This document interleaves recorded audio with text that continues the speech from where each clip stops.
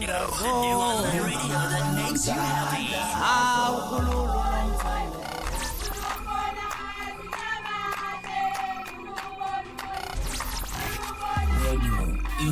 Inkezo.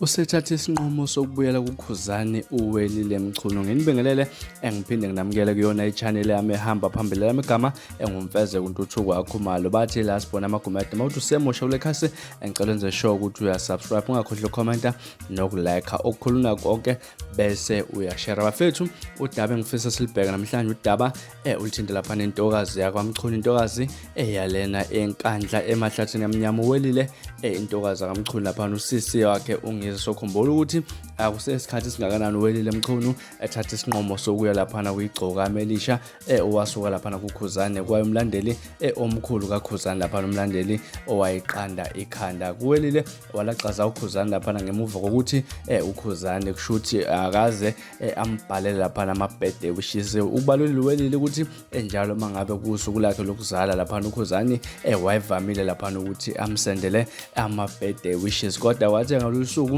uKhuzani enomcimbi lapha ekhaya kubo lapha ahlabele imbuzi kanjalo lapha nezinye izimvu kwangabe esembhalela ke lapha ama-birthday wishes wabhalela yebo bafana abancane abangomzukulu lapha kanjalo nonjoko lokho ke wenza uWelile ukuthi aphathe kabe ukuthi uKhuzani akambhaleli ngisho nje uhappy birthday uwodwa uWelile uthatha isinqumo lapha sokulaxaza iGcokama elisha indaba lezi sabalele ngosuku lalo namhlanje kulapho uWelile Mchunu okade ethi usebuyela kwaBlue Nation okuyiqembu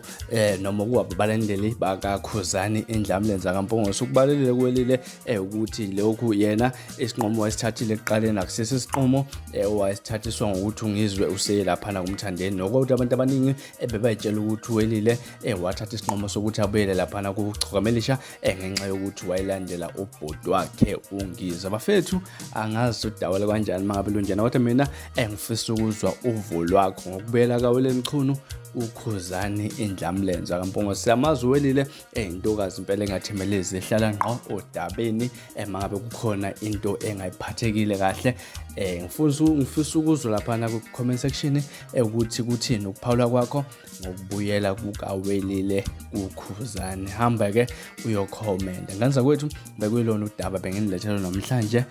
kwezinkezo lapha ngicela nenze show niya commenta niya subscribe na like na share nibe nosuku lomnandi ngithanda kakhulu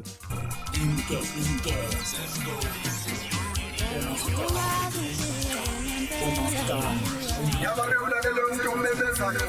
umemeze ngathi uyakhala uyalila ukuthi igula likajama